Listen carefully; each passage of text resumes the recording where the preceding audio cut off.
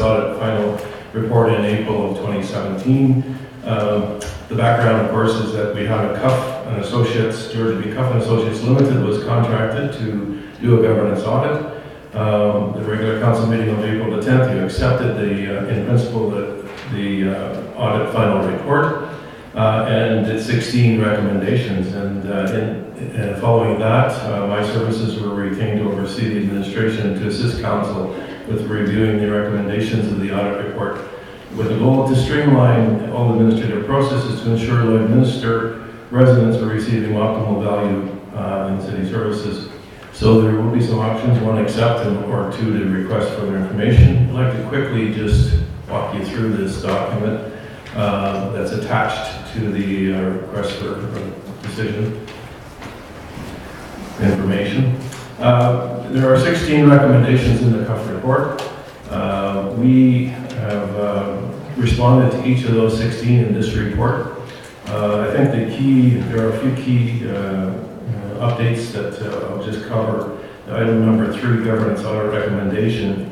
You did change the name of the city, the chief administrative officer, to the city manager, and that all of the official documents have been so adjusted.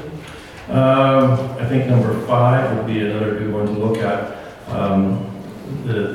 The recommended that the council authorize an in-depth audit of the city's actions and decisions over the past period, 2010 to current. So we have an update for you there. There is a forensic audit underway. It is being handled by a third party, which is the legal counsel for the city, Reynolds, Worth, Riches and Farmer, who have retained the services of the forensic auditing firm component from Myers Norris Penny. So those steps are underway. We anticipate that audit will be completed by the end of November.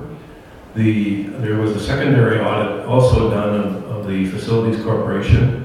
We anticipate that audit will be completed sometime this week or early next week. They're in the process of just cleaning up some of the verbiage in it. And so that'll also, that audit will form part of the overall audit as well. But we did do them in 2 parts. Number 6, we recommend that the council host a meet and greet, which you did on May the 29th. You had a barbecue and met all of the staff, and I think that went very well. And then number 7, your organization structure be reviewed in depth and assessed as to the management staff ratios and revised structure. As you're aware, we have completed the revision to the organizational structure.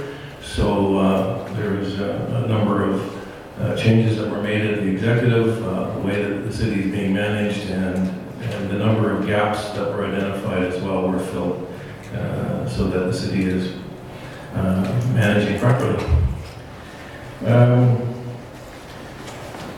As far as number 8, the salary grid is concerned, we will be looking into that in 2018. We never got to it in 2017. All reports to council are fully vetted through the CAO's office. We also have a number 10, 9 and 10 are together here. Generally speaking, every item on your agenda, except for those times when we walk things in, go through an audit committee. That audit committee is comprised of the mayor, the deputy mayor, the city manager, the city clerk, and all the support staff necessary depending on the topics that are going into the agenda. So those are usually done several days. I can't remember the number of days, but it's like 10 days before or 8 days before the council meeting. That gives the staff time to prepare the agenda and get it out to council a week before council meetings.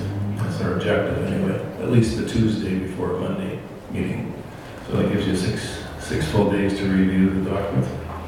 We recommend that council adopt the principal governance model, the GPC, which we have implemented, and the administration has provided you with governance tools with the amendments to the procedures bylaw and policies and formats. So all of that's been done 12, 13, 14.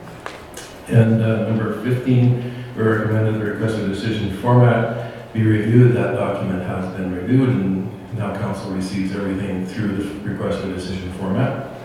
And the evaluation, of course, is underway. As you go forward, we will develop it as you go forward here, and it will be provided as part of the bylaws, which is within the CFO or the CAO, City Manager bylaw, and Commissioner bylaw, that's what it's called. And I'll get that right. And this commission will be subject to annual reviews, and the methodology will be created so that it can be done efficiently and effectively on an annual basis. So that's the update on the George B. Cuff & Associates audit and what has happened over the last 6 months. Thank you, City Manager. Any questions or comments from City Council? Councilor Goucher. Thank you, Worship. I think first and foremost, thank you to you, Rick, as the interim city manager for leading the work that was involved in this. There we go, I'll talk with an echo now. But thank you certainly to the leadership you've shown and the staff administration that we have here today in terms of the efforts and commitment they've expressed to the city. A lot of work has gone in the last 6 months to achieve what I think has been a significant change in terms of not only daily but long-term practices that I think are absolutely essential for us as a city going forward to ensure that we have the confidence not only in staff internally but externally in the community.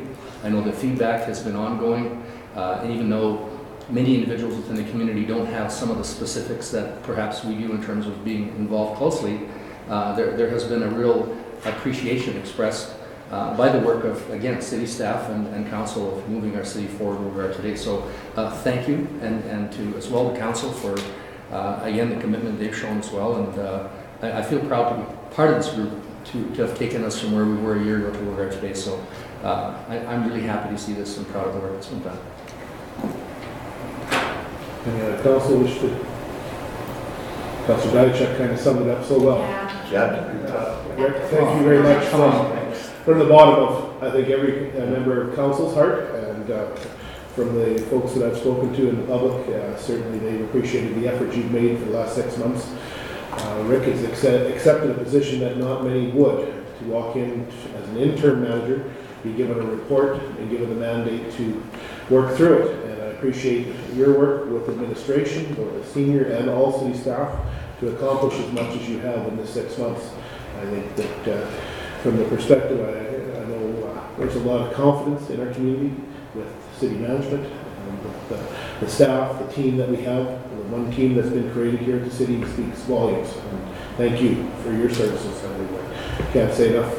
Appreciate the opportunity to work with you as close as we have, as the mayor and the city manager do, because it's a unique relationship. And Mr. Cuff shared that with me long before he came to do his audit. He shared that to elected officials and city management at a discussion he had, or a conference in St. Walburg, where he said it is a unique relationship. You work hand in hand. You are not friends, but you are business and acquaintances to do the best that you can do for the taxpayers. And I think we've achieved where we wanted to go. We still have some more work, but we've made great strides. So thank you very much. And I think that's conveyed from staff as well as city council and the residents of our city.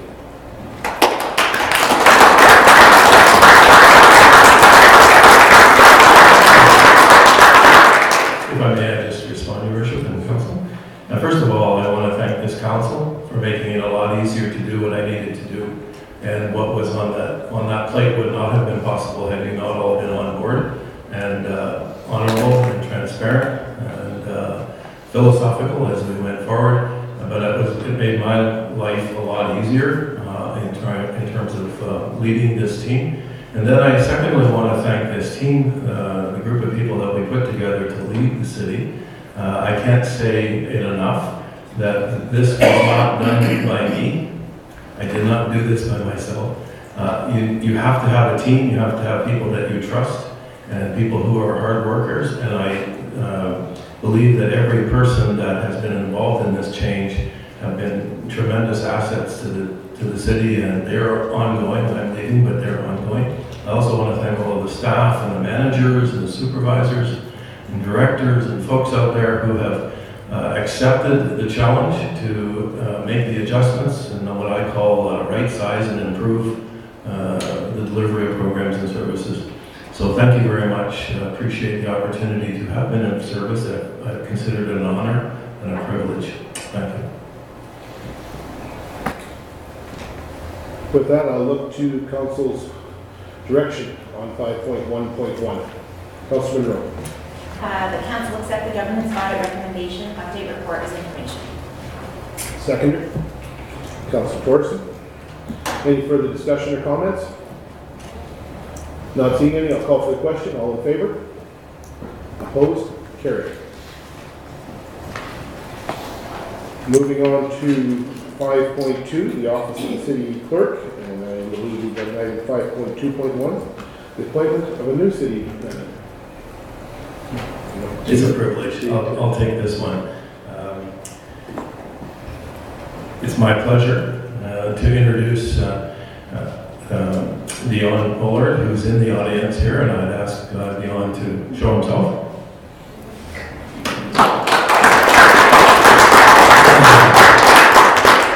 And in order to conform to the charter and legislative requirements, that I would recommend that council appoint the position of commissioner hereinafter referred to as city manager to Dion Pollard effective November the 1st, 2017.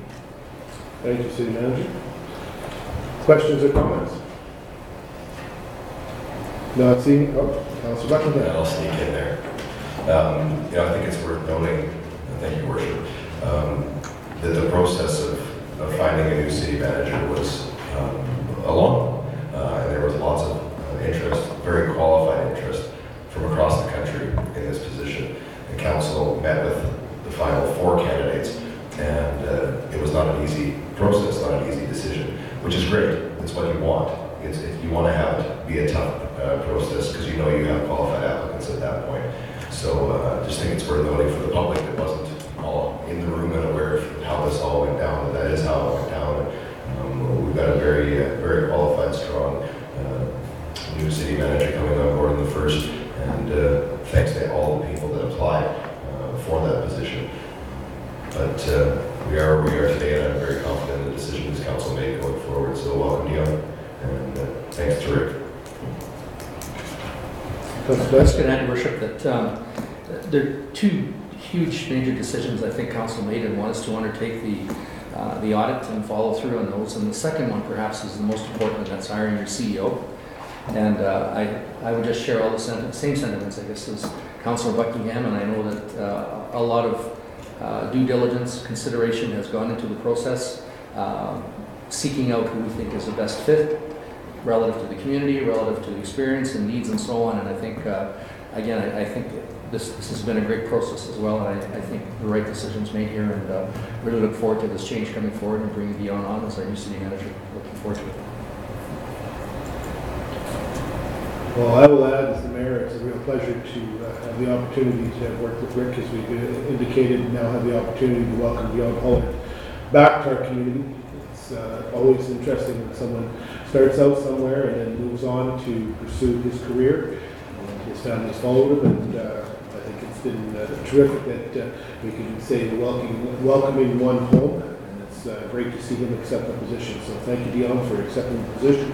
As Councillor Buckingham alluded to, it was a very tough decision. We had 4 very qualified candidates, and we believe this council arrived at that decision, and we welcome Dion to the team. I believe the team's looking forward to seeing you, Dion, step into that role on the 1st. So just for everybody's clarification, the city manager today and tomorrow will be Rick McDonald, and starting on the 1st Wednesday the 1st of November, Dion Pollard will assume that position if this resolution goes forward. So with that, not seeing any further discussion, I will ask the question. All in favor? Need a motion. Well, we need a motion, I guess. Thank you. Councillor Monroe. I'm getting ahead of myself. The council appoint the position of commissioner hereinafter referred to as city manager to Dion Pollard effective November 1st, 2017. Councillor Fagin, second. Now I'll call for the question officially. All in favor?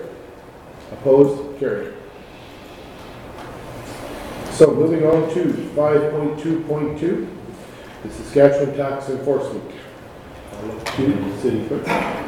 As Scott is sitting as a CFO, I defer to his expertise on this. Thank Public you. stock? Thank you, Your Worship and Council. The recommendations council authorize administration to initiate steps to proceed to apply for title under the Saskatchewan Tax Enforcement Act for the following Saskatchewan properties. Lot 17, Block 5, Plan B1271. Lot 39, Block 2, Plan 80B00296. And Unit 21, Condo Plan 102-144-945. The issue administration requires council's authorization in accordance with subsection 22(1) of the Saskatchewan Tax Enforcement Act to initiate proceedings to apply for title on Saskatchewan property that has tax liens registered for more than 6 months. The City of Lloydminster currently has 3 Saskatchewan properties remaining that tax liens registered in January of 2017. Administration has had contact with all 3 property owners to continue to make arrangements for payments. But unless arrears are cleared up, administration would like to proceed with enforcement procedures. Saskatchewan legislation states that 6 months after the tax lien has been registered, council may authorize the treasurer by resolution to start proceeding for that title. A letter has been sent to property owners in September of 2017 advising them that a tax lien has been registered and if arrears are not paid in full, the city will be commencing tax enforcement procedures. Upon council's authorization, the next step is to send a 6-month notice which advises the property owner and all other interests registered on title that if tax arrears are not paid within 6 months, the city intends to apply to register as the owner of the property. After the expiration of the 6-month notice, the city may apply to the Provincial Mediation Board for permission to take final application for title. Once the board's consent has been registered against title, the city may send out a 30-day notice to all arrears registered on title. If the arrears and costs remain unpaid at expiration of 30 days, the city may apply to transfer title to the city's name. The city must then offer the property for sale within 1 year of taking title. The city has never actually had to proceed to the step of applying for title administration and anticipates that the arrears will be paid prior to this step as administration continues to work with the property owners. So some options here is for council to authorize administration to initiate steps to proceed to apply for title under Saskatchewan Tax Enforcement Act for the 3 Saskatchewan properties listed that remains in arrears after lien registration. This option will allow administration to take the necessary steps to collect the remaining tax arrears if necessary. For council not authorize administration to initiate steps to proceed to apply for the title under Saskatchewan Tax Enforcement Act for these 3 Saskatchewan properties. This option will not allow administration to take further steps to collect the remaining tax arrears. Or council requests further information from administration. This option will provide council with additional information prior to request going to the next council meeting for decision. Budget implications will be this legislative process enables the city to take action for collecting remaining tax arrears in standing. If there's any questions or comments, I can help you. Thank you, Scott. Councilor Monroe. Yes, my question is obviously the economy is not well. We know that coming up with the next points as well. We have taken measures obviously to try and reach out to the homeowners in terms of payment plans and offer them those opportunities as well. Yes, we have spoken to all property owners, and we're in constant contact with these property owners at all times to try to make whatever arrangements we can. They've been making payments, but legislation requires us to make this step to continue on with the process. After this step is done, they'll have another 6 months to try and figure out to those get arrears paid. before the lien's actually Yes, taken over. absolutely. Okay. And they have been making progress within this amount of time? Thank you. Yes, they have been making small payments. It's just we need to get. No, understandably so for sure, but they have, okay. Yeah, they've been making payments. It's just right now they need to get 2016 taxes paid prior to the end of December, and that would actually stop this process from having to continue. Okay. Thank you for clarifying just. Councilor Strange. Yeah, I think this is all just part of the process, so I would agree with option 1, just needs to be done, and we can continue working at getting the remainder of the payment as you're going along, so it's part of the process. Just a quick question, Richard. So in the event that they default on paying the taxes, and we have 1 year within which to sell the property, so what happens if they owe, in one instance, $2,400, the property's worth, let's say, $100,000? How does that work with the owners? Thank you. What we would do is the same process as in Alberta. Basically, we would take our portion and the remains would go to Crown to distribute. Okay. So we would make sure they would make sure there's no other liens. Oh, okay. And once that's all satisfied, the remainders will go to the property owner. Okay. But Thank you. like I said, we're going to work to make sure that doesn't happen. Yeah. Any other questions or comments, Council? Not seeing any, I'll ask for direction. Council? Councilor Dychak. Council authorize administration to initiate steps to proceed to apply for title under the Saskatchewan Tax Enforcement Act for the following Saskatchewan properties. Lot 17, Block 5, Plan B1271, Lot 39, Block 2, Plan 80B00296, Unit 21, Condo Plan 102144945. Second. Councilor Thorson. Any further questions or comments before I call for the question? Not seeing any. All in favor? Opposed? Carried. Moving on to agenda item number 5.2.3. I believe it's in the same nature but slightly different. The Saskatchewan Tax Enforcement. I imagine through the City Manager, Dr. Scott. Thank you, Your Worship and Council. This one again is similar, but it's people that owe less than $60 under 2016 taxes. So the recommendation is council not approve tax enforcement proceedings to be initiated against Saskatchewan properties with less than $60 of tax arrears, as outlined in the attached report. Saskatchewan properties less than $60 tax arrears.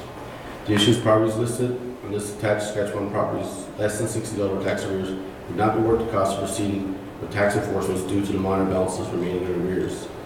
The City of Lloydminster currently has 18 properties in 2016 tax arrears of less than $60. The amounts are for taxes and penalties that have not been paid by the owner when the amended last payment was received. Future tax payments will be applied to the old balances standing first, and it is expected that these arrears will be paid by the property owner with the remaining 2017 property tax payments. Article 3.3 of the Saskatchewan Tax Enforcement Act gives council the authority to direct the treasurer not to include in the list land in respect to which the taxes and amounts arrears does not exceed 1/2 of the immediate preceding year's tax levy with respect to the land. This clause gives council the authority to exclude specific properties from the tax enforcement procedure if they wish. Administration believes these minor arrear balances remaining are not worth the cost of proceeding with tax enforcement. Administration continues to work with the property owners and mortgagors to get the tax arrears paid. Options: council does not approve tax enforcement proceedings to be initiated against Saskatchewan properties with less than $60 of tax arrears, as outlined in the attached report. Saskatchewan properties less than $60 tax arrears. This option would avoid additional costs associated with proceeding with taxes enforcement and on these minor balances and arrears. Or council approve tax enforcement proceedings to be initiated against Saskatchewan properties with less than $60 of tax arrears, as outlined in the attached report. Saskatchewan properties less than $60 tax arrears. This may result in additional costs associated with proceeding with tax enforcement on these minor balances. Or council requests further information for administration. This option will provide council with additional information prior to requests going to the next city council meeting for decision. Again, budget and financial implications administration continues to work to reduce outstanding tax arrears and building strong relations. Council, questions? So, quick question, I guess, Your Worship. So as I'm looking at the list of properties, so I see arrears and then outstanding. So the outstanding means they haven't paid the 2016 taxes, and the outstanding is what's remaining for the 2015. So basically what will happen if they don't pay, then it'll be an amount that's worth going after. Yes, in that perspective. Thank you. Yeah, that's correct. So right now, it's been historically, we went with the $60 amount. Yeah. This hasn't been, we find it's not worth the administration time and cost of registering and things like that. So as people make payments, that's the first payment will be applied to the older stuff. Okay. So right now, their outstanding is actually 16 arrears and some 15. So yes, that will be paid once as they pay their 17 taxes. That's the first will be come out there. A lot of times we find these are people that feel they have the payments made in full. So as we contact them, they'll usually come in and make the payments. So normally we don't need to go this step. Okay. Councilor Thorson. Thank you, Your Worship. I have a question followed by a comment. My question was, as far as the ones that have, total outstanding arrears, or no, wait, this is where I was going with this. As at what date is this report? I'm just curious, when when would this have been accumulated? Has anyone made payments since then, or this would have been in the last few weeks? This report we put together on October 23rd, Okay. and we do have some, we've actually talked to every property owner. The assessment taxation team has talked to every property owner since that time, either through conversations or we left voicemail, asked for them to come back. So we have talked to them. These ones here, like I said, are people that normally when we give them notification, say, hey, you're $20 short, it's very easy for them to come and make that payment. The 2017 taxes wouldn't be considered arrears until January 1st. Okay, I understand. So, are those outstanding still for all of these properties, though? Yes. The 2017? Okay. So it's kind of, as much as it's not a nice thing, but some usual suspects as far as not paying taxes on time. Okay, my other comment was just simply, yeah, I totally agree with not chasing $60 that costs us probably $200 worth of time to try and get the $60. It's just not very economical for the city, and so yeah, I totally agree with this principle. With the numbers in front of us, $403.01 is the total arrears, so absolutely I agree with the councillor that I think we can find better uses of time that's based on 16 properties with the total arrears amounting to $400. So it's not that we would soon eat that up in time, not spent in other places. So certainly I support that as well. So quick question as well, I guess, Director Scott, is that when we look at I think the last four that are on there, so it says condo plan, and their taxes for the entire 2017 year is like $49, $47, $41, $41. So can you give me a better sense of what properties these are then? Yeah, thank you for that question. These are, I'm not 100% sure, but by looking at them, the way condos are done, they actually assess the property that's their parking stalls separately. And a lot of times people pay their condo fees, their taxes on their condo, thinking they've paid it all. And because they have to be in separate assessments, so it's usually just a phone call from us saying, hey, this is outstanding, they'll be coming in. So just by looking at the numbers, I'm thinking that's what it is. Okay. And college confirming to me that it is. All right. That's a good question. Yeah, because I was thinking, I wonder what properties were, the taxation was $47 to $49. I was going to a place where it was a little box or cardboard shanty somewhere. It's parking stalls. Any other questions from council?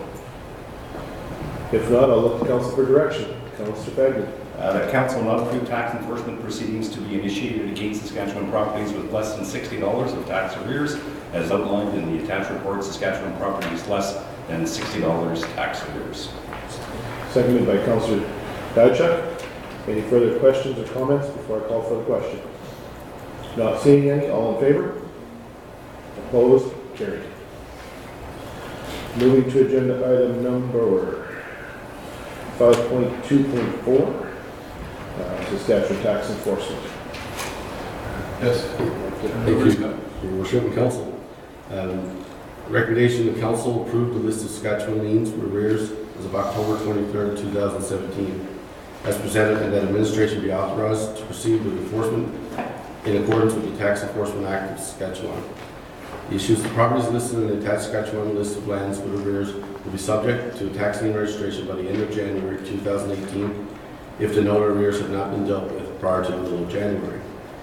Arrear letters and additional tax lien warning letters were sent in September to all Saskatchewan property owners that had arrears greater than $60, advising that if arrears have not been paid, further action will commence.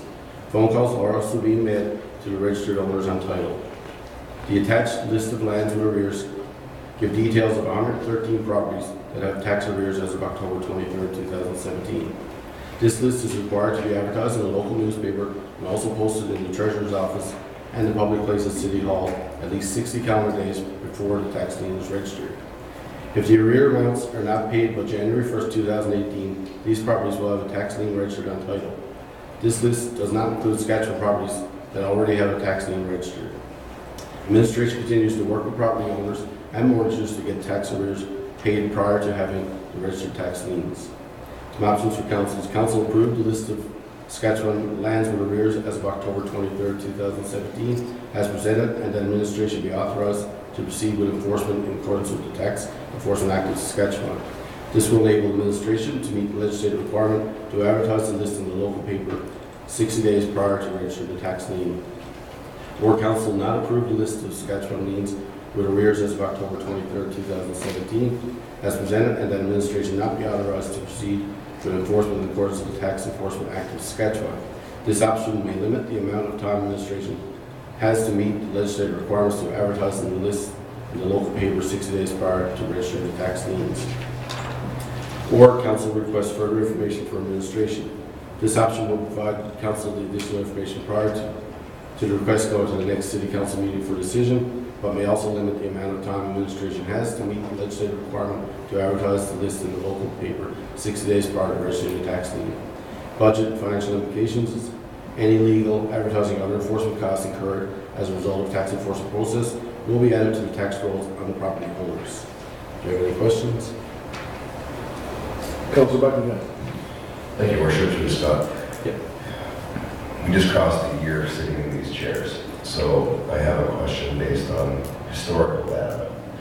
We're looking at $600,000 at the end of the day here.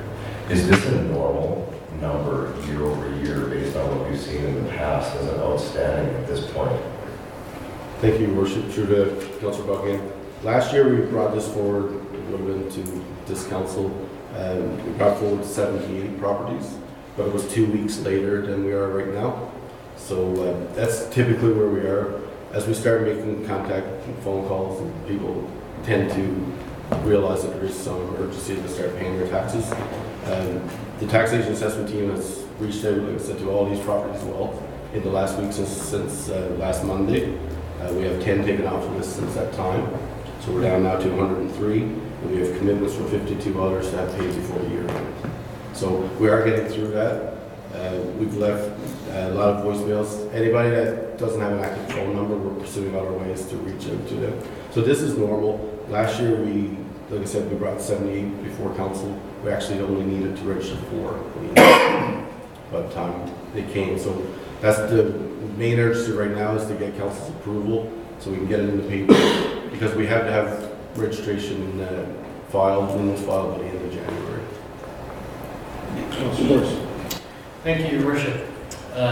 Yeah, so this list is, definitely where the efforts should be dedicated, and it makes a lot of sense. And, I remember seeing this list last year thinking, wow, that's, enormous. There's no way we can ever recover that much, but it speaks to the quality of the work that goes in the taxation department that clears up a lot of these arrears. And, at the end of the day, we end up with very, very small lists, and ideally no lists by the time it comes to actually acting on any legislation. But this is one of the tools in our toolbox as far as getting paid on our outstanding receivables, and it's just one of the ones you have to use to really put the pressure on people to make payments. So we have to use all the tools we have to the benefit of all taxpayers. Thank you. Councilor Your Worship, to Director Scott. So as I was looking through the number, I was just trying to make sense of, we have the 2017 taxes, 2017 penalty, 2016 arrears, 2016 penalties, and there isn't a consistency in the amount that's a penalty from year to year, even though the amounts are almost the same.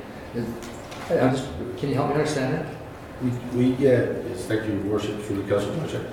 We charge a 1% penalty, basically monthly after it comes in arrears. Okay. And then it's 5% in January, and then another 5% the following June. So it depends on the amounts they pay. Obviously, we only charge penalty on the amount owing, and we don't compound the interest. Okay. So the timing is important relative to this. Yeah. As well. Okay. Exactly. Yeah. So it's not just a lump sum for the year. It's gotcha. Yeah. Any other questions, comments? I'll look to council for direction. Councilor Buckingham. Thank you, Worship. I move the council approve the list of Saskatchewan lands with arrears as of October 23rd, 2017 as presented, and that administration be authorized to proceed with enforcement in accordance with the Tax Enforcement Act of Saskatchewan. I'll look to council for seconder. Councilor Diachuk.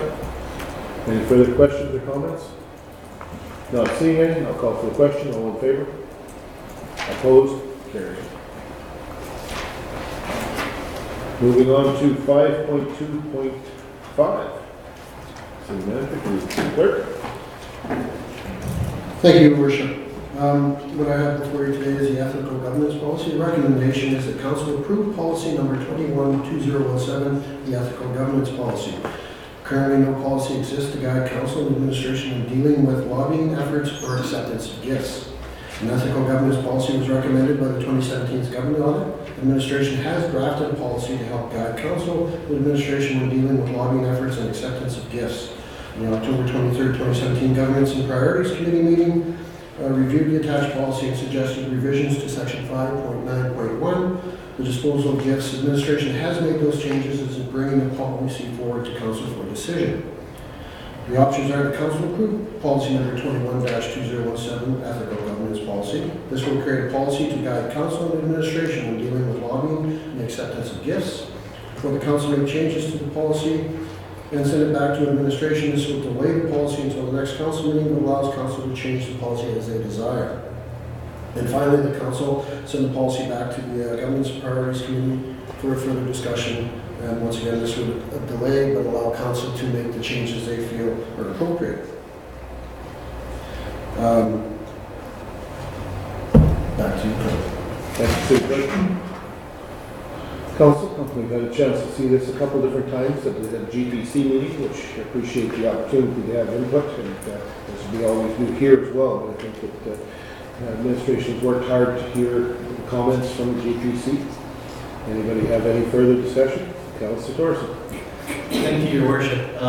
Yeah, we've seen this a couple times, and I think it's, everything we needed it to be, and it's pretty well perfect at this point. But I have one question that someone might be able to answer. Just one word that popped out at me.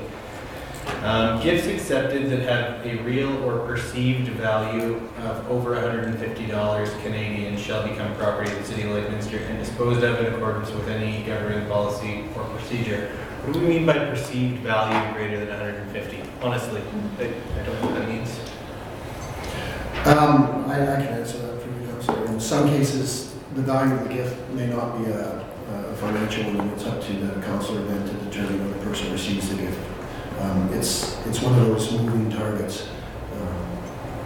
I think that we would rely on the honesty and morals of the person receiving the gift to declare it at that point.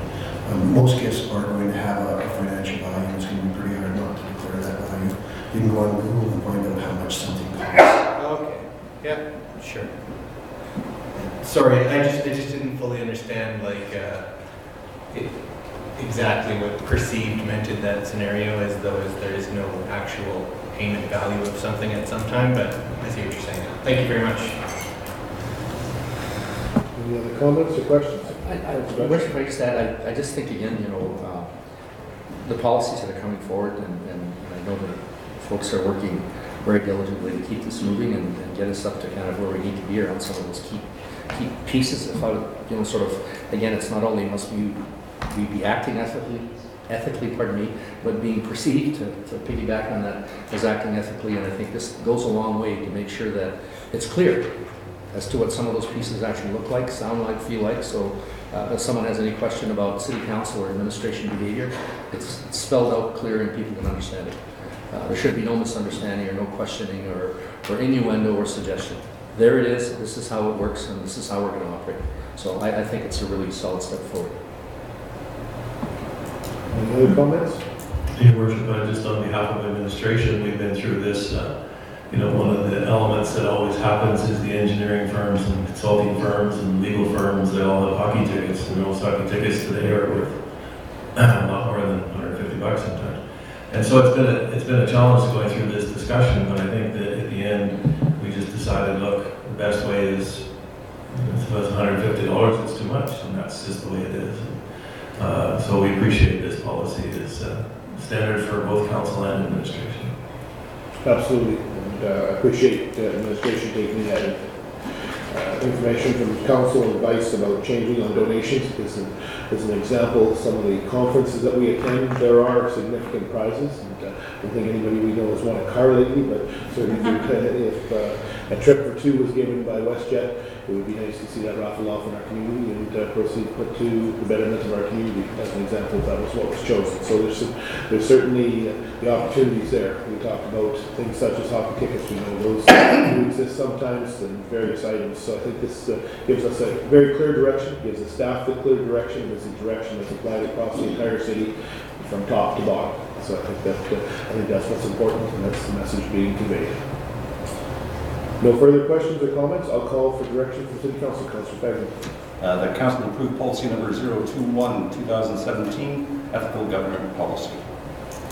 Seconder. Councillor Monroe. I'll call for the question if there's no further comments. Any question? All in favor? Opposed? Carried. Moving on to 5.2.6. Non-profit organization property tax exemption policy. And I'll look to the city manager. We'll refer back to manager of assessment and taxation, city manager. Thank you, City Manager, Your Worship and Council. Subject matter is the non-profit organization property tax exemption policy. The recommendations that Council approve the non-profit organization property tax exemption policy as presented. Administration is looking for approval of this policy to ensure compliance with Section 314 of the Lloydminster Charter and provide Council, Administration, and non-profit organizations a clear process to follow to address property tax exemption requests. This policy will ensure consistent application from the legislation from year to year. The City of Lloydminster previously did not have a formal written policy surrounding non-profit organization requests for property tax exemption. This was a legislative process outlined in the Lloydminster Charter, as well as a process in the Community Organization Property Tax Exemption Regulation, better known as COPTR. The internal policy is intended to bring the legislation into a formal written policy for Council, Administration, and the local nonprofit organization to be followed. This policy is presented to Council at the October 23rd GBC meeting, and Council voiced some concerns about notification the deadline to the nonprofit organizations. An additional subsection 5.9 was incorporated into the policy to indicate that administration will advertise annually prior to the deadline and send a written notification to any nonprofit organization whose tax exemption status expires in the following year. Upon approval of this policy, administration will be bringing forward the 2018 nonprofit organization property tax exemption applications under this new policy for Council approval. The options to Council approve the nonprofit organization policy tax exemption, property tax exemption policy as presented. Approval will allow administration to bring forward the 2018 exemption applications for approval in accordance with the new policy, or Council approved the nonprofit organization property tax exemption policy with additional amendments. If Council requires changes to this policy as presented, then administration can make the changes and bring forward at the next Council meeting. If Council requests further information from administration, requesting further information will require administration to bring the policy back to the next GBC prior to taking it to the Council meeting for approval. Governance implications. This is a new policy that was requested to clarify the property tax exemption request by non-profit organization for Council and administration.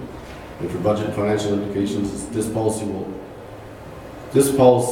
earlier submission deadline for property tax exemption requests for non-profit organizations will enable administration for more accurate budget, tax revenues, and set a more accurate mill rate. If there's any questions, I can answer for you. Thank you, Scott. Look to Council for questions. Comments? Once again, we've had an opportunity. That's okay. Just to Scott, I guess, are there any organizations that would be ruled out as qualifying in the future under this new policy at all? I guess we always saw it as, spreading the umbrella, and I guess the counter to me knows now. Is there anybody that would perhaps be at risk? Thank you, Your Worship. No, if they qualified previously under COPTR, they still would qualify under this policy. We're just modeling yourself after the policy. Okay, thank you. I think we've had this back to GBC, which I appreciate very much again, and I think it's had a chance to make sure that we didn't miss any loopholes, and I appreciate administration coming forward with the changes to ensure that communication, I think that's the feeling of council was communication was key to ensure that we didn't have to have any misses if we can. Certainly, we always know there may be a new nonprofit organization that starts up and gets isn't in before September 30th, but I think this covers it off very well. To at least set again another policy as this council and giving the administration tools to ensure that we try and keep things in an orderly fashion. So thank you to administration for that. There's no other questions. I'll have to look for direction from council. Councilor Buckingham. Thank you, Worship. Council approved policy number 018-2017, non-profit organization property tax exemptions policy. Seconder, Councilor Thorson. Any further questions or comments before I call for the question? Not seeing any? All in favor? Opposed? Carried. Item 5.2.7, capital projects levy policy. I'll look to the city manager. Again, back to Senior Manager Scott. Thank you, City Manager, Your Worship and Council. The subject matter is the capital project levy policy. Recommendations, the council approved the capital project levy policy as presented. The issue administration is looking for approval of this policy to ensure defined responsibilities and limitations are in place with respect to the capital project levy and the associated mill rate. This policy will ensure consistent processing in proposing and approving capital project levies. Background: the City of Lloydminster previously did not have a formal written policy surrounding the capital project levy. This was a resolution of council in December of 2011, which established the capital project levy, which differentiated it from the municipal levy. The internal policy is intended to provide a defined framework and a formal written policy for council and administration to follow when proposing and approving the capital projects levy. This policy was presented to council on our October 23rd GBC meeting, and no changes were recommended at that time. The options to council approve the capital project levy policy as presented. Approval will clarify the responsibilities and limitations of the capital project levy and associated mill rate for council and administration. Where council approved the capital project levy policy with amendments, if council requires change to this policy as presented, then administration can make the change and bring it forward to the next council meeting. Where council requests further information from administration, requesting further information will require administration to bring the policy back to the next GBC prior to taking it to council for approval. This is a new policy that requests for clarification of responsibilities and limitations for the capital project levy and associated mill rate for council administration. Budget: this policy will ensure the capital project levy is approved by members of council during the annual budget process and will enable administration to propose a corresponding mill rate that aligns for the approved levy. Thank you. Thank you, Scott. Questions or comments, council?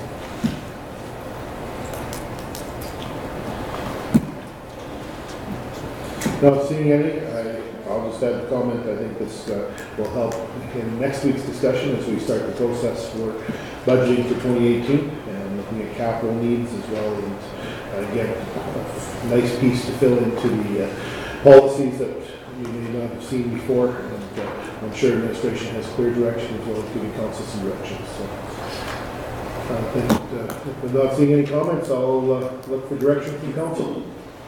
On this side, Councilor Dutchuk. Council approved the capital projects levy policy as presented. Seconder, Councilor Thorson. No further questions or comments? I will.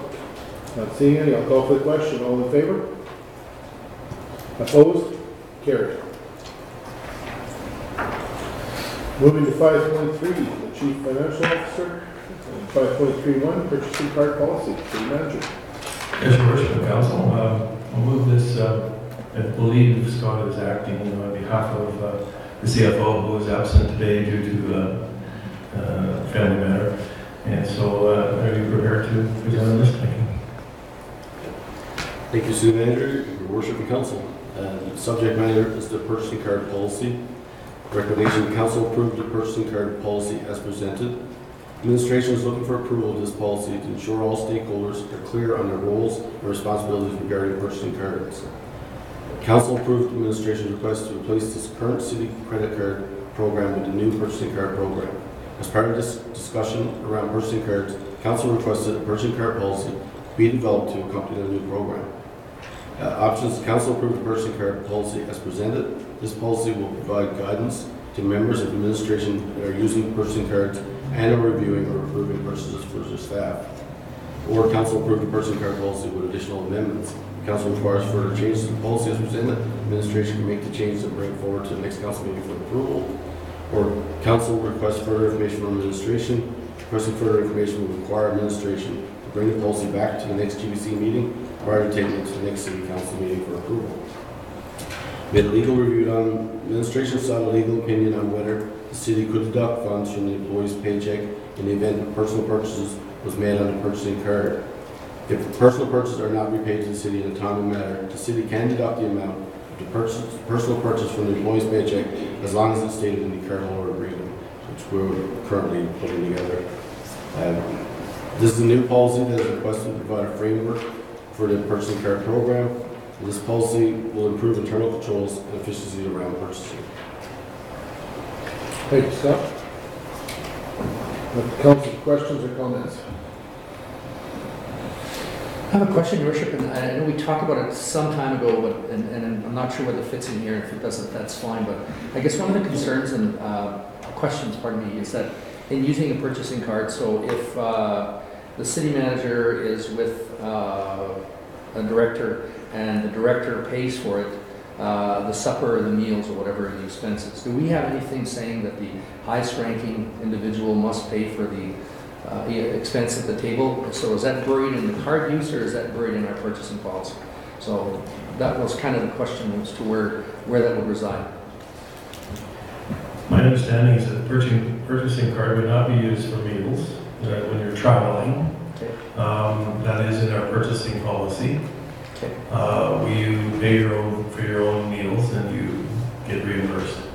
Now, if it was where we had a special function where staff were present and it was going to be sponsored by the city, I would recommend that the highest level manager present pays for it. But there is an approval process going up the line to pay those expenditures when they come across through the purchasing order process. So there is an approval process at a higher ranking. And the example is all of the expenditures for the city manager go to the mayor for approval.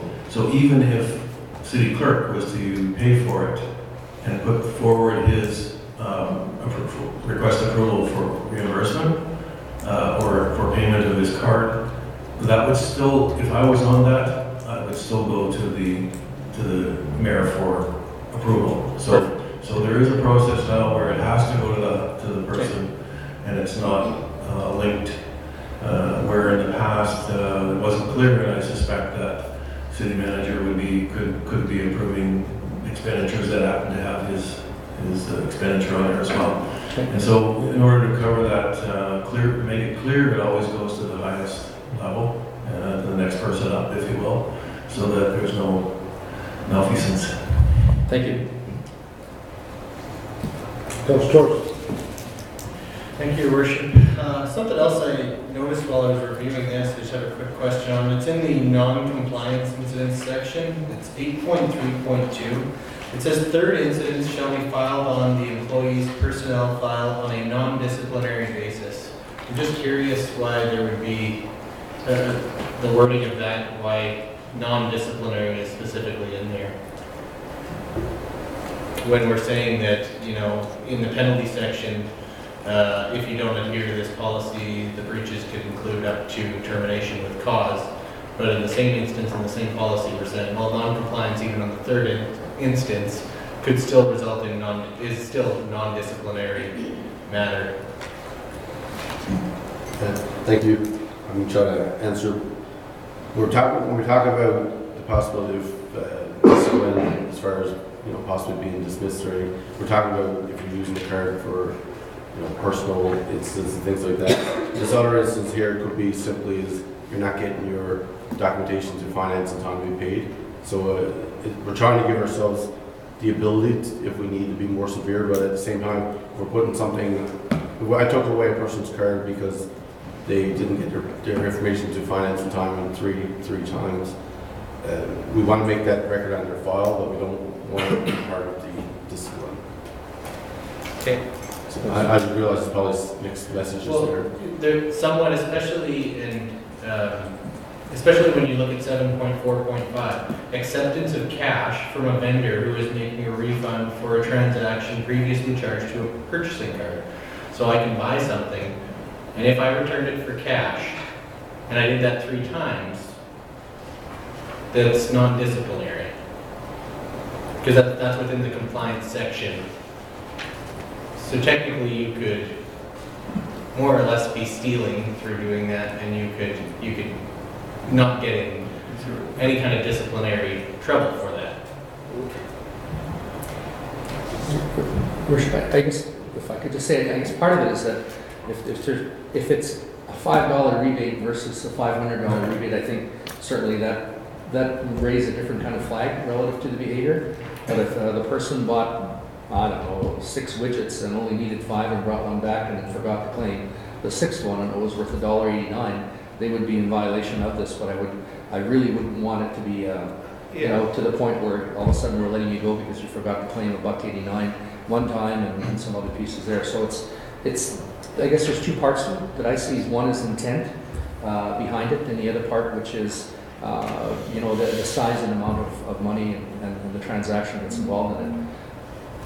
If I may, Your Worship and Council, those are good questions, and perhaps they need to be clarified a little bit more, but my understanding of the term incidents was they are incidents, and people are going to make mistakes, or they're going to have, things are going to happen. That may not require a disciplinary action. So if you go to number 11.11, any violation of this policy at all can be subject to disciplinary action. So I think we were trying to split the 2 hairs there and say, okay, well, there's incidents. We know there's incidents. We have incidents with credit cards, but it's not something that we would discipline you on. It's something we would correct, either training or pointing it out to you or take your card away or whatever. But it's just incidents. Whereas if you violate this and we feel that it's worthy of discipline, then the management would have that prerogative to do so. Thank you, Your Worship. Yeah, I'm happy with that response, because by having both of those in there, you are kind of saying there is a level of subjectivity that both gives powers to deal with the serious stuff, but also doesn't, as Michael described, overly punish somebody for minor infractions that were, just kind of a slow brain day kind of thing. So. Lost receipts are one thing, money taken. Yeah, absolutely. Intentionally is another. Yeah, that's what we're trying to say. And the other side of it is if you make it too punitive, then nobody will want a P card, right? I mean, it is a voluntary thing. We don't force people to have a P card, but it's advantageous for us in the finance department to have them and to utilize them properly. Absolutely. I do appreciate this has been worked through again by administration after coming to GPC to ensure. I think we've covered off a lot of the angles, and I believe being that we're making a fundamental shift from a credit card to a procurement card, we may be back to adjust this with a year's experience, both with finance, the staff, and council. I think it's a great starting point, and we can get started and realize some savings for the city, and hopefully make the staff's job just a little easier, both in the finance team as well as the folks that are out on the operations side that are out doing frontline work, but need to be able to carry on their job and not have to run around looking for a purchase order to buy a $5 widget and get it. So there will be, Your Worship and Council, there will be substantive training going on. We've already started the process, and the procedures are being laid out for folks, so we'll have that clearly laid out for them, and they'll be trained on how to use them. And as we've indicated in the policy and in the procedures, we're giving certain authority levels and certain types of purchasing that people can have, and we will control that. So if Dave, for example, is in Edmonton and wants to pick some fertilizer up or whatever it is, and it's beyond his authority, he could phone us. We could immediately go online, adjust his limit so that he can pick those up and pay for them immediately. And so that means we have the record, we have the information, and we have the receipt of goods all at the same time. Councilor Torson. Thank you, Your Worship. I just had one other question, and that was in regards to repeat vendors. I know it's something I brought up at the GPC meeting, and I don't see anything specifically within this, but I know there was a general agreement that, yeah, we would post the big repeat vendors on the website quarterly. Is that just something that we are just agreeing upon, direction more or less has been given, that that's something we'd kind of like to see, or does it need to be included in the policy somewhere? Thank you. I just took that as direction from the last GPC, and that's what we're going to do, same as we do with sole source agreements and things. If you wanted to be officially in the document, then we can do that. Councillor? No, that is fine. I just because it wasn't noted anywhere, that I just wanted to make sure we're still on the same page, and we didn't just forget, because I nearly forgot to ask again. So Thank you. It's our intention to bring it forward. perfect. Thank you very much.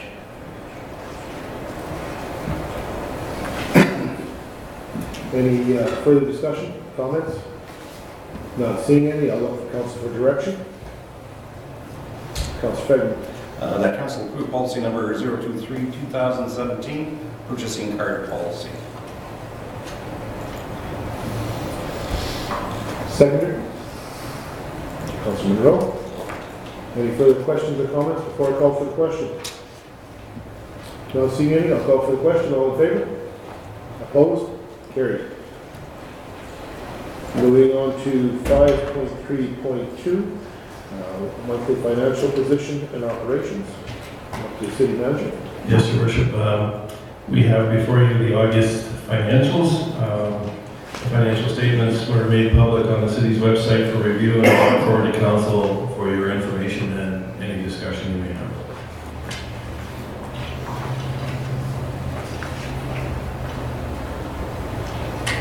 Anyone have any comments at this time?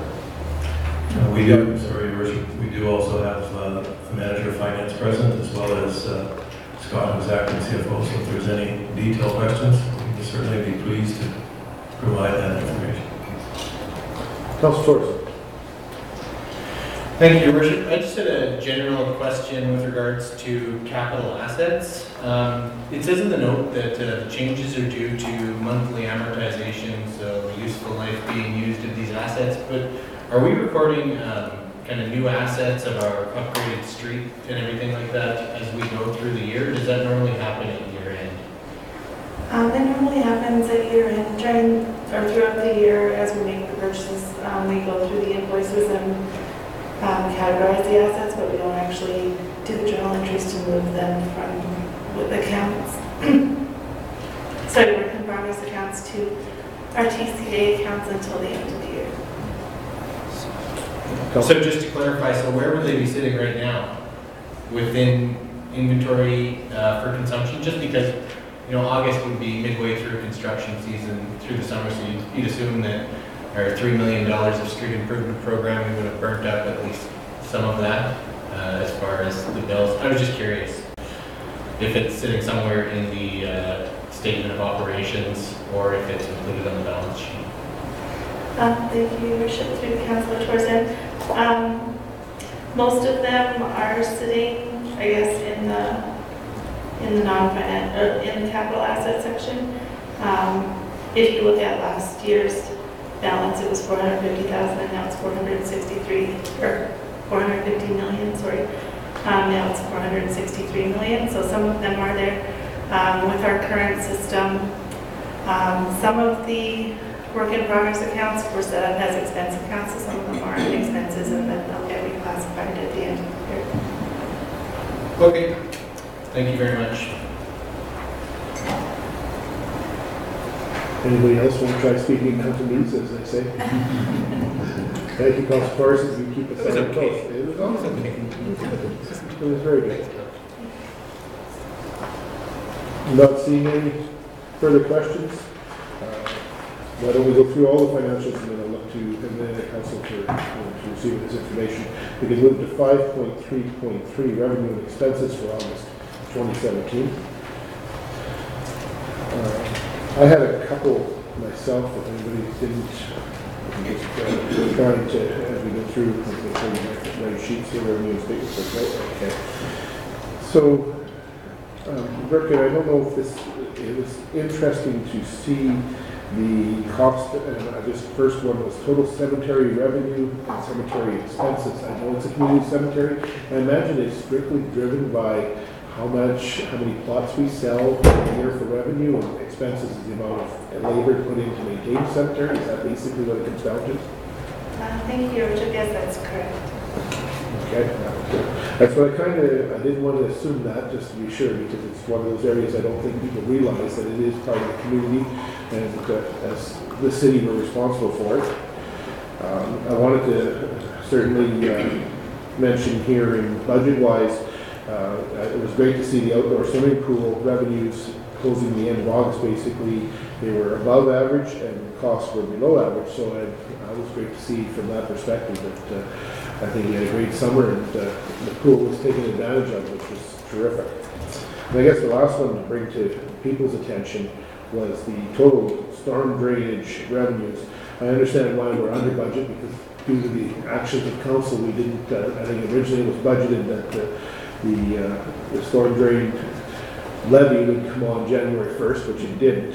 But I also see that, and I wanted people to make sure that they realize this, that we have spent more than we've taken in, because that's what it takes to keep up the storm drains, and that's one of the reasons the levies came forward. So again, it's more of a comment than a question, but I just wanted to make sure people are aware that money is being spent on the storm drainage system, and it does cost a lot of money to keep that drainage system open. Anybody from council have anything else they'd like to add?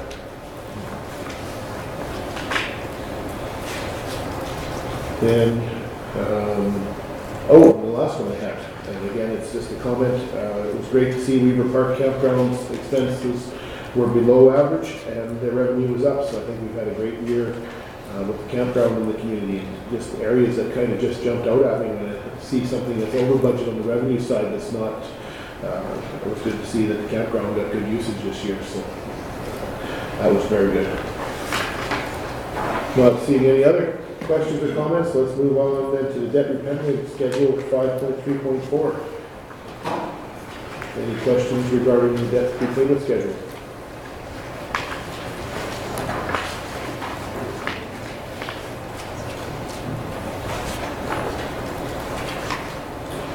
Not seeing any. I would look for direction from council to receive this information, simply for information. Councilor Buckingham. Seconder, Councilor Torreson. Any further questions or comments regarding the August financial statements? Not seeing any. All in favor of accepting? Opposed? Carried. Thank you very much, Brooke. Moving to 5.4, community services. And I believe these are two additional items. So I'll look to the city manager. Yes, Your Worship, with our Community Development Department, I'll ask Senior Executive Manager Don to respond to these two items. Your Worship, I'll be declaring at this point. Okay, thank you. Thank you, City Manager, Your Worship, Council. In front of you, we have a request for amendments to the official community plan, also known as the OCP, by the RM of Britannia. The rural municipality of Britannia has submitted a formal request to amend the OPC, the official community plan, and has submitted 3 pending applications to back up its request to the Lloydminster Planning District Commission, the LPDC. And the 3 pending applications, the first one is an application to subdivide and rezone parcel A, plan number 101262339, and part of parcel B, plan number 101362306, within the northeast quarter, section 1, township 50, range 28, west of the 3rd, to industrial use. The second is an application to amend the official community plan by rezoning approximately 1,300 acres of land, approximately 8.5 quarter sections, within the agriculture policy area to industrial policy area to accommodate demands for industrial and commercial development in the OPC. And thirdly, an extension and subdivision of the surface parcel owned by the RM of Britannia within the city to create a permanent road access for the acreage developments and other parcels owned within the RM. The OCP, just further background information. The OPC was adopted by the RM of Britannia, the RM of Wilton, and the City of Lloydminster in 2014 and approved by the Minister of Government Relations in 2015. The OPC was adopted in accordance with Section 35 of the Planning and Development Act of Saskatchewan and in accordance with the public participation requirements, Part 10 of the PDA. The RM of Britannia sent a formal request to the City dated September 15, 2017, which is attached to this request for decision. And a response was sent by our administration on September 18, 2017, indicating that the City administration would be bringing it forward to Council for review and recommendation and consideration. Administration notes that opening the OPC less than 3 years after its approval by the Minister will lead to another long adoption process and negatively impact the long-term growth of the city. I'll pass it back to you, Your Worship. Do you have any questions? Please let me know. Thank you. Deputy Manager Dahl. Councillor. Thank you, Your Worship. So my question is, as far as ministerial approval, does a change to this right now, does it require ministerial approval to change this? Your Worship, through Councillor Torrenson, yes it does.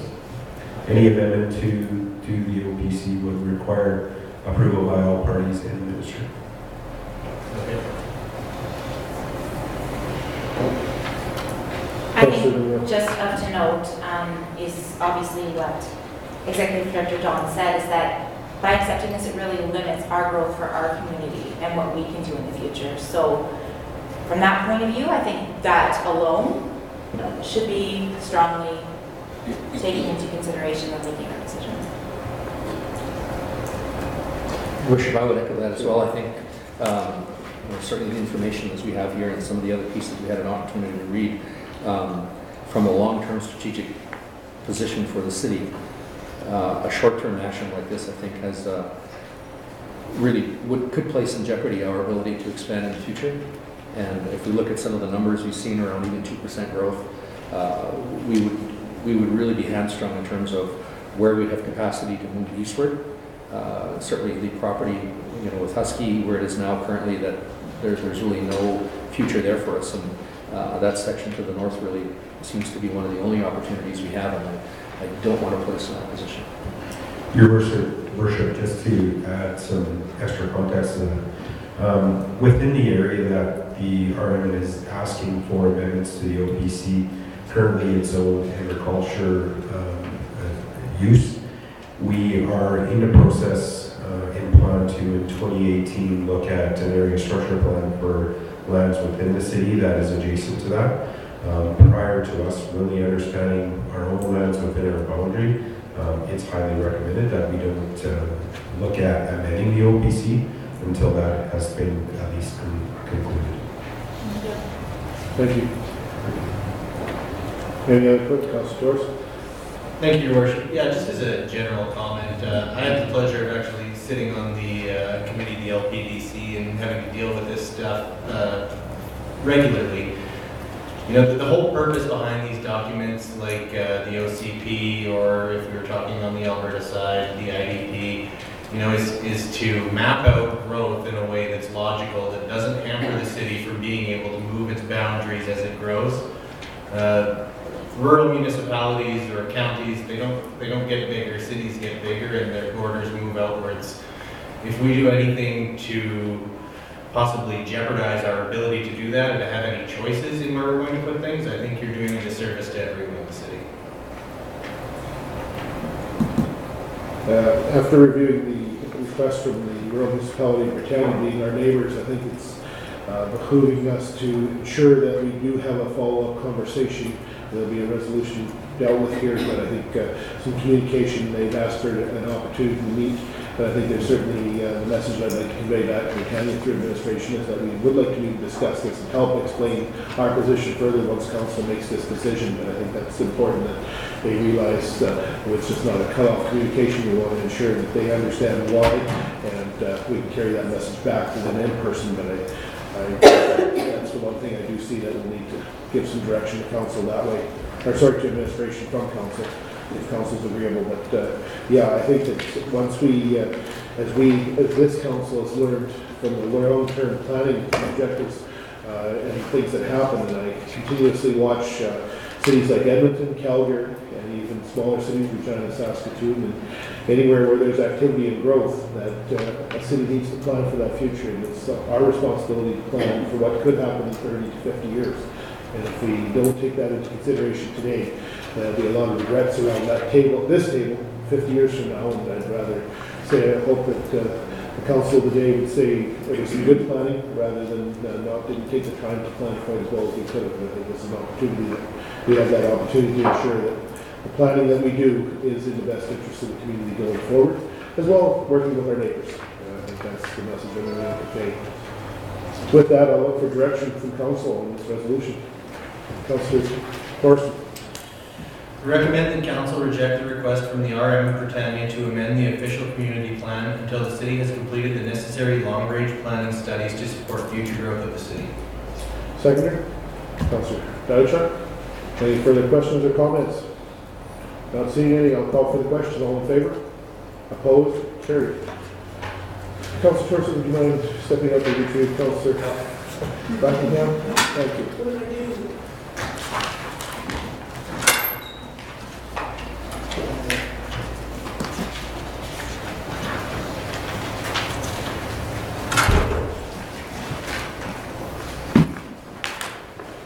Moving on to item 5.4.2.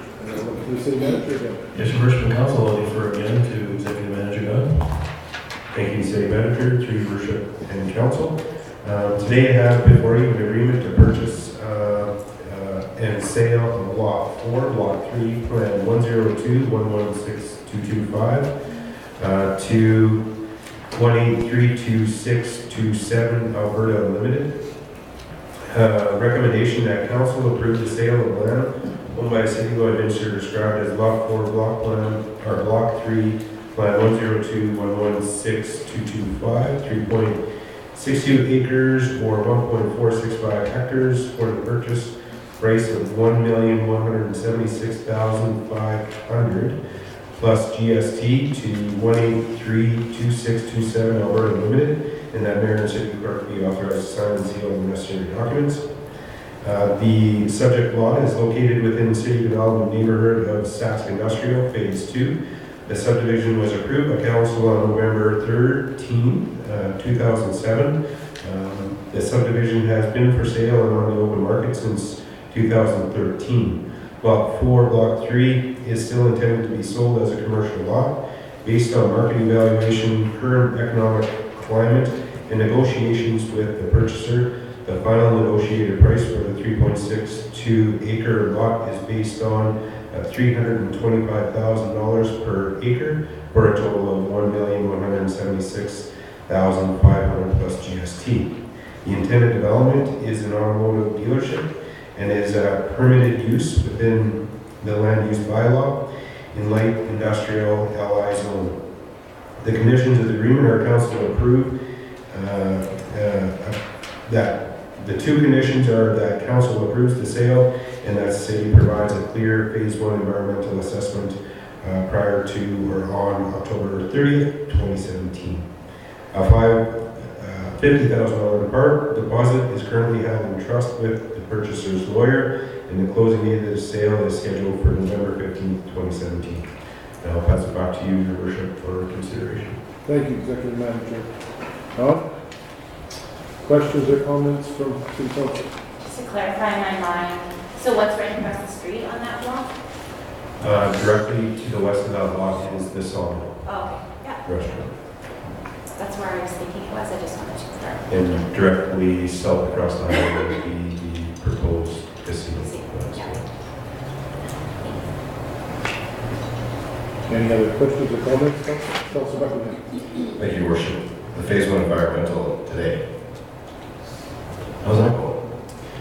It's actually going quite well. I have a copy of it in my inbox as we speak. So that's been that way. Yeah. Good. Excellent.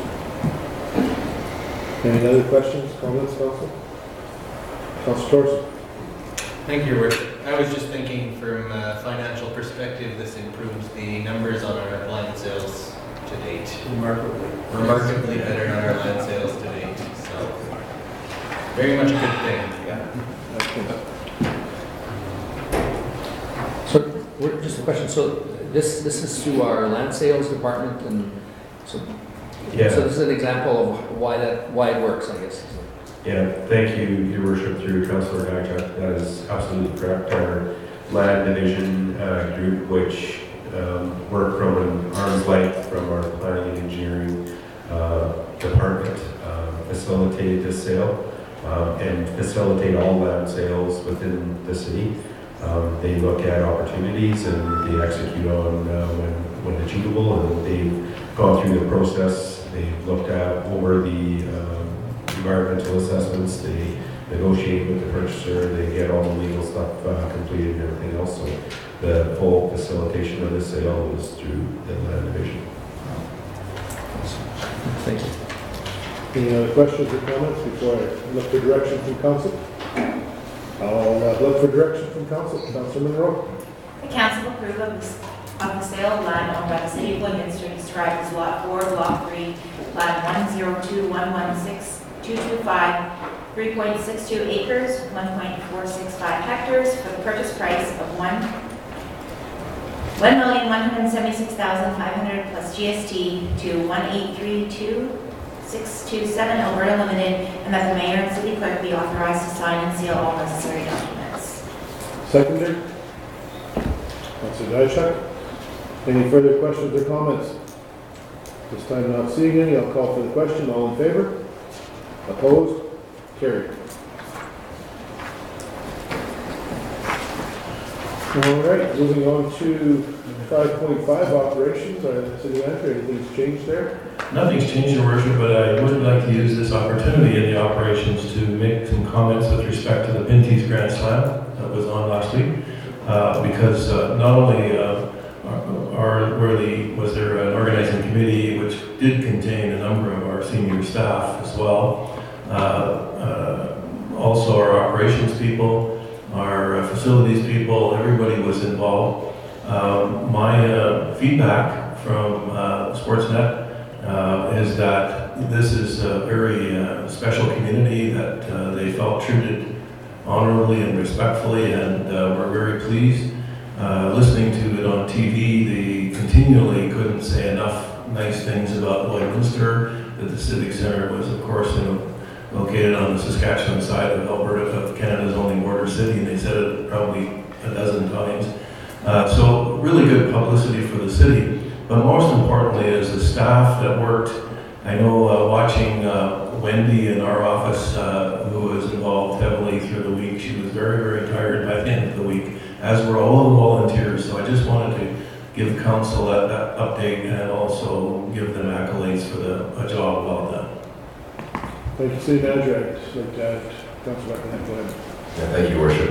I was fortunate to spend a great deal of time there last week myself through my work, and to watch the city staff handle themselves the way they did around there. It was just absolute pandemonium, running as hard as they possibly could and making things happen. To the volunteers, the amount of commitment that was made by these people, there was 200 volunteers, and they turned away volunteers from this committee. It's just another shining example that our city is able to host these events, and that our staff didn't have to be, I mean, I'll be honest, they didn't have to be happy to put in all those extra hours, right? And they did, and they do, continually. And like you had mentioned, City Manager, it's amazing that they do that for us over and over again in the city, and it wasn't unrecognized by the people that came to town to organize this event. So just an absolute shining example of the volunteer spirit in our community and the effort of our city staff. The Civic Center looked great. It was just a wonderful event all the way around. So my congratulations to everybody, no matter how they were involved in this. Everybody deserves a real round of applause for that. Thank you, Worship. You're welcome. I'd like to add to that.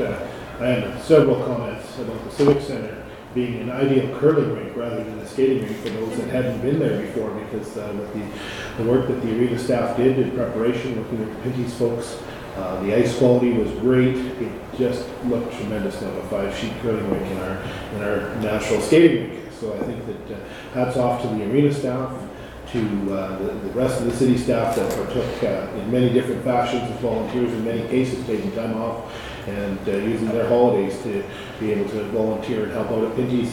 To the volunteers in our community and outside the community, I spoke to people that were outside the community and our neighboring communities and neighboring municipalities that came in to volunteer. They had the opportunity and they spoke very highly of the team at the city.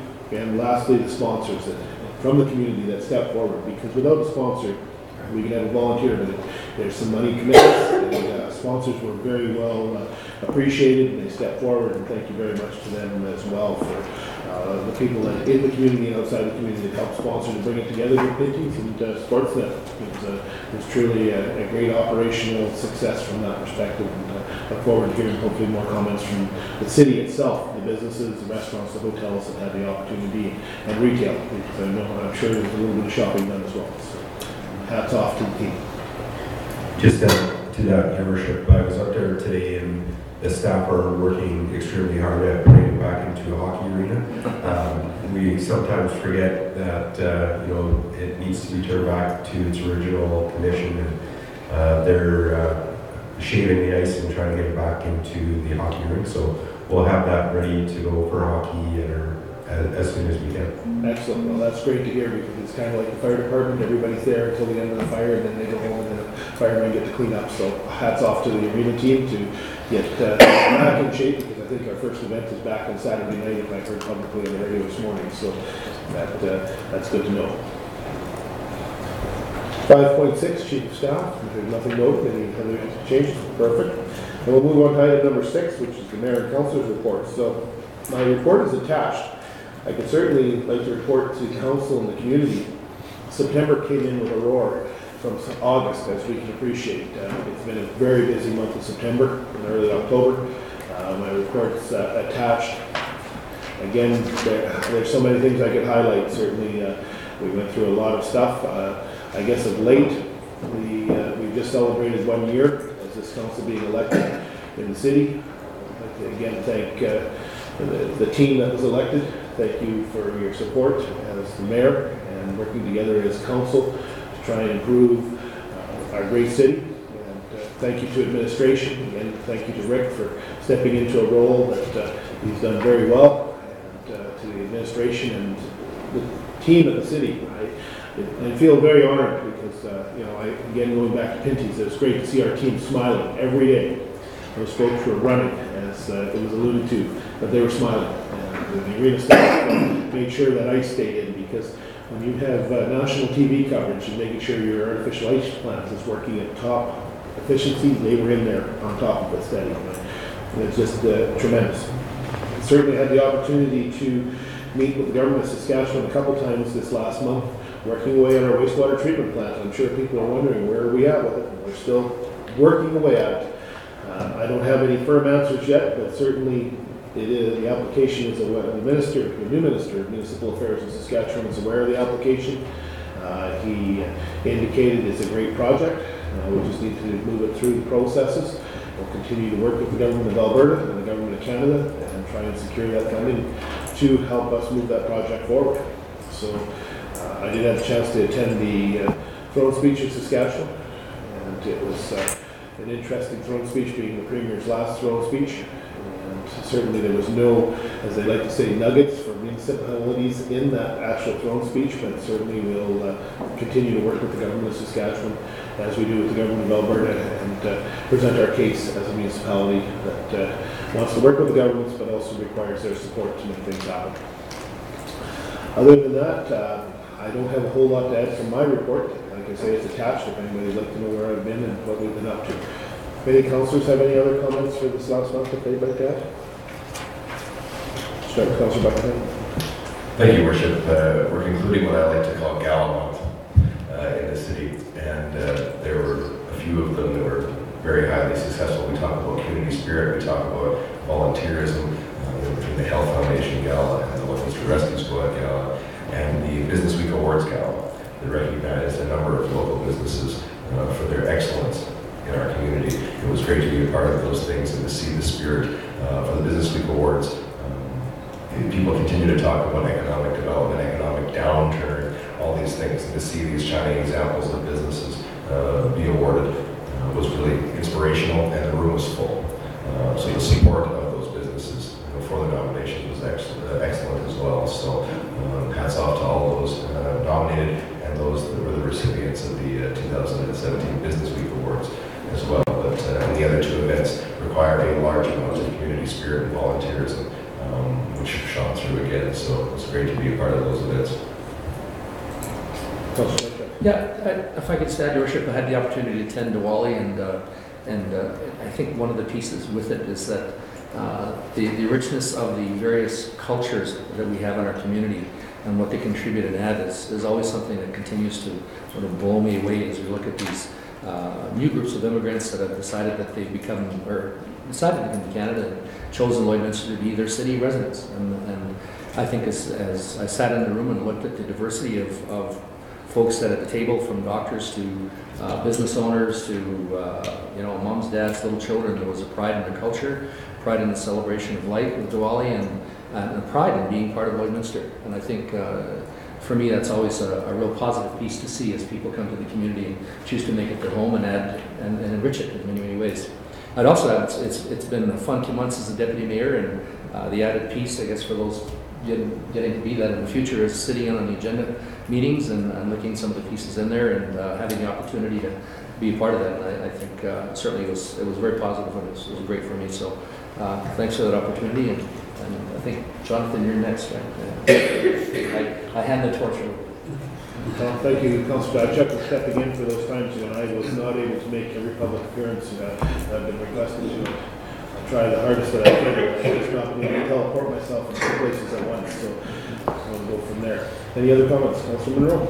Just add that on October 11th, I had the opportunity to participate in the swearing in of the Women's Youth Council. So they are such an amazing group of like-minded individuals that truly do amazing things for the youth of our community. So I just wanted to bring note to that they, I'm really looking forward to an amazing year from them. And over the past few days, I have also had the opportunity to participate with a few of the employees from the Service Sports Center in the ARPA conference. And it was a very huge learning experience on just what the importance of recreation in our community is. A lot of people think it might just be throwing a ball, but really it's the mental health, it's the engagement, it's so many pieces. I'll just quote from one person that I listened to this weekend. He said, on a perfect day, every individual in your community will be utilizing recreation, whether it's a walking path, it's your facilities, some part. And on that perfect day, you will be utilizing 0% of your emergency services. You'll be utilizing 0% of your fire, you'll be utilizing 0% of your ambulance. All that's important to be there. But if you're busy doing the recreation services and you're busy promoting health and promoting physical activity in your community, as important as all the other parts are for the emergency services, the recreation is just as important because that's a big whole part of the picture. So whether or not that perfect day ever comes, but it's something to strive towards. So thanks. Thank you, Councillor. Councillor Craig. Yeah, as we speak, we have a delegation in from the Saskatchewan Summer Games, and they're taking a look at all our facilities to make sure that they meet the needs. It was announced today by the executive director of the Saskatchewan Summer Games to the media and to everybody that Lloydminster was the only one that put a bid in. There was 4 originally that had interest, but as it ended up, Lloydminster was the only one. So it was announced today that if our facilities meet their standards, that the chances of us having the 2020 Summer Games are pretty darn good. So that's just another feather in our cap here for the city of Lloyd. Yeah, the committee will be doing their due diligence and we'll wait patiently for the formal announcement that if that's what they so choose. Hopefully we meet their due diligence list because that list was quite extensive from that perspective. Thank you, Councillor, for the opportunity to join and bring readings to that committee as they're touring our city today and looking at all our facilities and talking about our volunteers and things like that. One last thing I'll go ahead. Oh, go ahead, Councillor. Thank you, Your Worship. I felt left out because I was the only one who wasn't. So I'm going to get in there so I don't seem like a appreciative young man, and groupthink, and I want to follow with the other. I was just going to say, tomorrow is Halloween. I'm going to be out trick-or-treating with my kids. If you got kids out there, whether they're with their parents or they're not, look both ways, stay close, be safe. It's going to be a lot of fun. Dressing up as Alice in Wonderland, it's going to be great. Well, look forward to seeing the Councillor and his family. Councillor. And just one last comment. Rotary, of course, has their big Halloween night at the Surrey Sports Center, and that starts at 5 o'clock, and they get upwards of 500 to 700 kids. So it's a really good, safe venue to bring your kids to there, Jonathan. I would like to close, if I may, with the reminder to all council members and our public that Remembrance Day is on November 11th. This will be the last council meeting before that, so I'd like to publicly thank those that have served, made the ultimate sacrifice, and I will certainly be at a Remembrance Day service in Lloyd, but I think it's very important that we take that time to try to put it on our calendars to ensure that we are in attendance if we can, wherever you may be, to take that time to honor those that have made the ultimate sacrifice for our country and our freedom. So I think that as a council, I hope we have the opportunity to be in attendance as best as we can, wherever you may be. If you're away for the weekend, if you can Remembrance Day service, wherever you may be. With that, is there any other comments from council and council matters? Nothing from the city clerk? Good. I will look to council for direction on, before I can go, inquiries from the media. Thank you, Your Worship. At this time, we have media requests for yourself, Mayor Albers, as well as Councillor Dichak. Thank you very much. Now I will look for council for direction on recess. Motion to recess. Councillor Dichak, seconded by Councillor Fagnan. All in favor? Opposed? Carried. We have a recess.